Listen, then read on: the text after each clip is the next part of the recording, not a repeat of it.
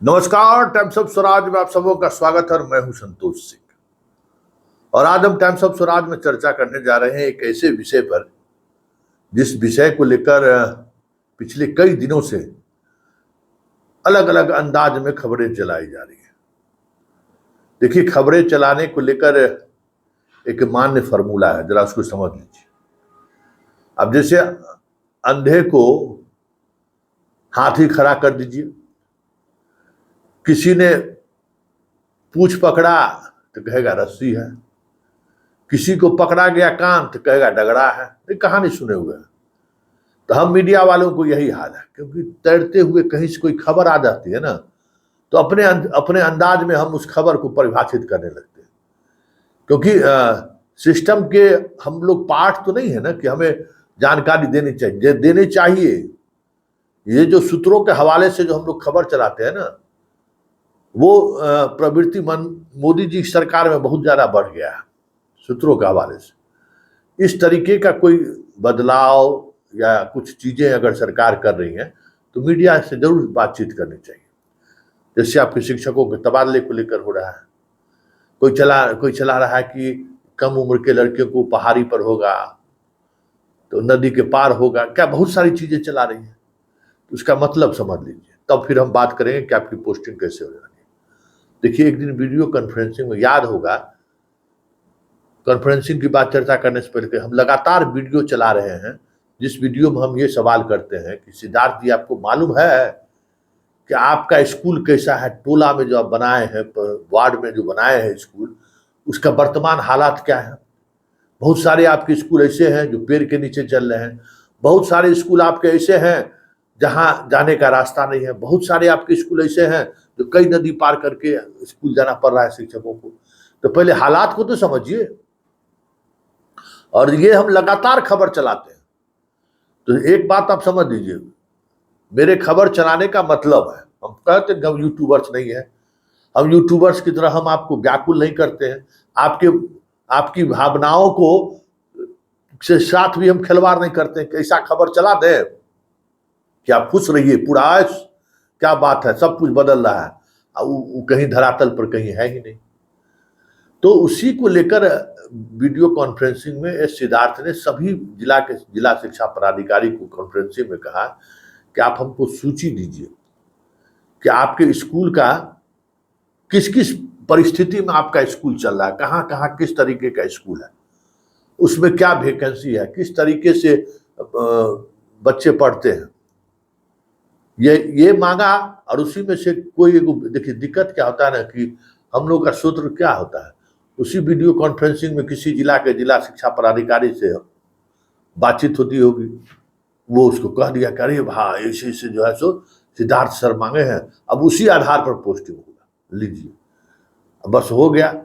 किसी को इतना हुआ, कोई पैर पकड़ा तो कहा अरे बाप रे बाप, ये तो जबरदस्त चीज है, डगरा पकड़ा गया, किसी को रस्सी पकड़ा गया, और जिसको जो जैसे पकड़ा उसको वैसे परिभाषित करने लगा। आप सीधी तौर पर निश्चिंत रहिए। ये जो अभी जो बीपीएससी की जो बहाली हुई है TRE 1 और TRE 2 में, उसमें जो पोस्टिंग हुआ है, जरा उसको गौर से समझिए। आप कहे कि कौवा कान लेके भाग गया, तो पहले अपना कान देखिएगा कि कौवा देखिएगा? तो पहले अपना कान देखिए कि जितने लोग इस तरीके के शिक्षक थे, नियोजित शिक्षक भी जो बीपीएससी में गए, उनकी पोस्टिंग कहाँ हुई है?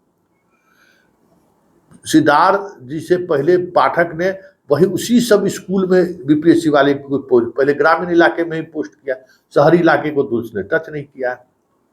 और एक बात समझ लीजिए, नीति क्या है, और आने वाले समय में आपको ट्रांसफर, ये जो अभी सक्षमता परीक्षा का काउंसलिंग होना है ना, इस काउंसलिंग के बाद अभी फिलहाल जो जहां है, ये बात आप समझ लीजिए, जो जहां है अभी वहीं रहेंगे। ये समझ लीजिए, जिसका जिला अगर बदल गया है, अब मान लीजिए कि 1, 2, 3 चॉइस दिए, पहला चॉइस तो 80% से अधिक शिक्षकों को मिल गया है, दूसरा और तीसरा 20% में आप लोग हैं, तो जो 20% वाला जिनका जिला बदल गया है, उनको भले जहां पोस्टिंग, जहां वैकेंसी होगा वहां आपको पोस्ट कर देगा।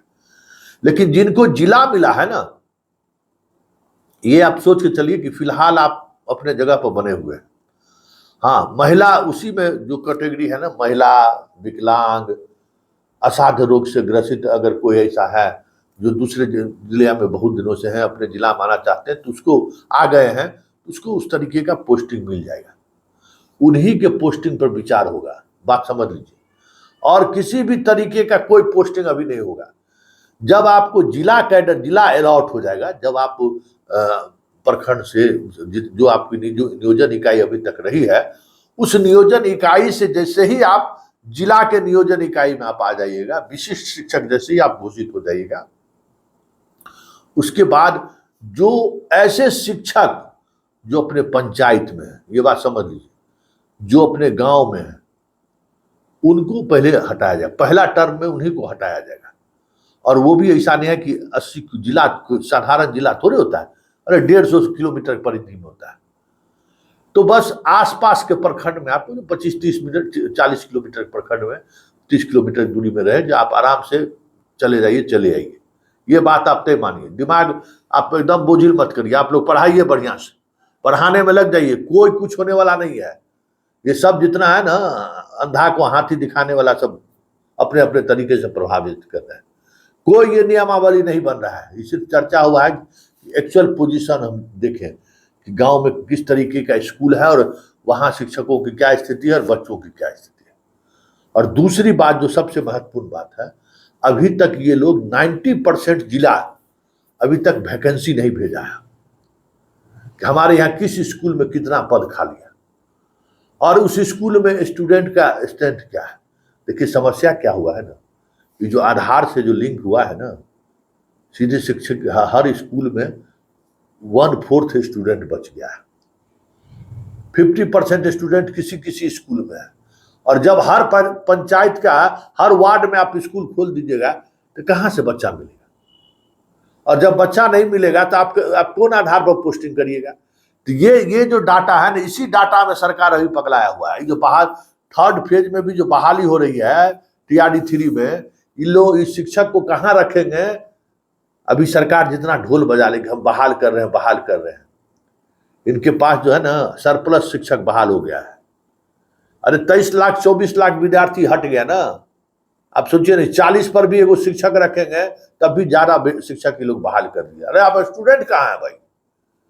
ये तो स्टूडेंट था फर्जी ना, बहाल किए हुए थे। तो ये सारी चीजें जब तक स्पष्टता के साथ विभाग के सामने नहीं आएगा, तब तक कोई मास ट्रांसफर नहीं होगा। याद रखिएगा, ये संतोष सिंह का 25 साल का अनुभव कह रहा है पत्रकारिता का, और हमारी जो बातचीत जिन अधिकारियों से नियमित बातचीत हो रही है, वो उस आधार पर हम कह रहे हैं कि जब तक हर एक स्कूल का वैकेंसी छात्र वाइज ही सही, कितना छात्र है, क्या वैकेंसी है, वहां की बिल्डिंग की क्या स्थिति है, सब कुछ देख रहा है प्रशासन, तब एक नीति बनेगी जिस नीति के तहत आपका तबादला होगा।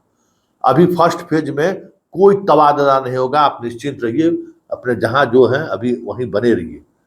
फिर ये प्रोसेस अभी चलेगा। छठ दीपावली के बाद सक्षमता 2 की परीक्षा भी होगी। उस परीक्षा होने के बाद सब कुछ देखिए, सब कुछ सामने आ जाने के बाद ना तब चीजें चलेंगी। और आप याद रखिए ना, हम आपकी लड़ाई लड़ रहे हैं ना, और आपको हम पर भरोसा है ना, भरोसा है, कभी हम आपको गलत सूचना नहीं देते हैं। तो आप भरोसा रखिए, आपकी लड़ाई लड़ेंगे और आपको जो सुविधा चाहिए वो सुविधा आपको प्राप्त होगा। और BPSC वाले आप निश्चिंत रहिए, महिलाओं को तो अपना गांव जाना ही जाना है। आप थोड़ा धैर्य रखिए। आपको बार बार कहते हैं कि आप लोग एक ग्रुप बनाइए कि सरकार के सामने ये कहने की स्थिति में रहे कि BPSC से जो बाहर जितनी शिक्षिकाएं हुई हैं वो अपने जिला से कितने बाहर के जिले में है और उनको कैसे लाया जा सकता है अपने जिले में। आप इस बात को समझिए, जब तक ये चीजें समग्रता के साथ सामने नहीं आएगा आपको कोई लाभ नहीं मिलेगा। आप हल्ला करते रहिए ना कि हम महिला हैं, हम महिला हैं। महिला करने से क्या होगा? नौकरी में महिला और पुरुष थोड़ी लिखा हुआ है। आप जहां पोस्टिंग हुई वहां रहिए, और प्रोबेशन पीरियड तक कुछ नहीं होगा, ये भी याद रखिए। और प्रोबेशन पीरियड के बाद चीजें बदलेंगी, तब जब आप स्पष्टता के साथ बताइए कि 10,000 5,000 कितनी महिलाएं हैं जो अपने जिला से बाहर है, तो उनको अपने जिला में का कैडर कैसे मिले। ये जो बार बार हमको फोन करके आप समझाते रहते हैं कि देखिए हमारे नियुक्ति पत्र में लिखा हुआ है कि अलग जिला भी आपका ट्रांसफर किया जाता रहे, वो सब पनिशमेंट पोस्टिंग के लिए है। वो सरकार अपना हाथ ऊंचा रखने के लिए किया करता रहा कि कभी कोई ऐसा कार्रवाई करनी हो तो हम कर देंगे। ये सब पर लागू नहीं करेगा, लेकिन महिला और दिव्यांग जो बीपीएससी में भी हैं, वो आप पहले एक ग्रुप बनाइए ना। हम बार बार कह रहे हैं कि ग्रुप बनाइए, और उस ग्रुप में देखिए कितने शिक्षक महिला शिक्षक और दिव्यांग हैं। अरे तब ना हम पटना में भी अधिकारी कहेंगे कि भाई देखिए इतने लोग हैं, इनकी पोस्टिंग अपने जिला में होना चाहिए। अभी तो कोई डटे नहीं है। और आप इंडिविजुअल पत्र लिखिएगा, आपको कोई मुख्यालय में पत्र इंटरटेन करने वाला है क्या? कोई इंटरटेन नहीं करता। आप इस तरीके का मुहिम बनाया जाएगा, दबाव बनाई जाएगी सरकार पर, तो वो भी काम हो जाएगा। लेकिन इतना बात तय मानिए कि जो अभी नियोजित शिक्षक जिन्होंने सक्षमता पास किया है, जो विशिष्ट शिक्षक बनने वाले हैं, कोई पहाड़ी पठारी पर यंग लोगों को, उसमें यंग लोग है कहाँ भाई? जो छठे चरण में जो बहाल हुआ वो 40 पार हो गया होगा। इसलिए चिंता मत करिए, वो सब चीजें किसी और वजह से सरकार उसको मंगाई है, मतलब सिद्धार्थ मंगाई, उसके आधार पर कोई ट्रांसफर पोस्टिंग नहीं होना है। ट्रांसफर पोस्टिंग पहले चरण में बस महिलाओं को, दिव्यांग को उसका लाभ मिलेगा। बाकी जो भी पोस्टिंग होगी बृहत स्तर पर पोस्टिंग है, जब आपका जिला का कैडर मिल जाएगा, जब आप जिला में आ जाएंगे, तब आपको जो सब, जैसे मान लीजिए कि कोई दूसरे जिला में थे और वो इस जिला में आ गए, अपने जिला में आ गए, बहुत दिनों से बाहर में थे, तो उनके पोस्टिंग में अभी जितनी वैकेंसी, हमें लगता है कि ज्यादा ऐसे शिक्षकों की पोस्टिंग शहरी इलाकों में होगा। ग्रामीण इलाकों में बहुत कम वैकेंसी बची हुई है, तो वहां होगा जो जहां है। और जिनको अपना जिला में मिल गया फिलहाल अभी अपने जगह पर बने रही। जा रहे सुन लीजिए, शिक्षा मित्र लोग 5% जो 10% है, आप हेडमास्टर के चार्ज में, तंग मत कीजिए शिक्षकों को। तंग कीजिएगा आपके खिलाफ माहौल वो लोग बना रहा है। क्यों तंग कीजिएगा? जीवन के नौकरी में 5 वर्ष 10 वर्ष मैक्सिमम जो है 5-10 वर्ष बचा हुआ है, काहे ला कुछ जाइएगा ट्रांसफर कर देगा तब? तंग नहीं, क्योंकि सरकार के टारगेट पर आप ही है, आपसे सरकार बहुत गुस्सा है, और आप ही की वजह से सब नियम कानून बना रहा है।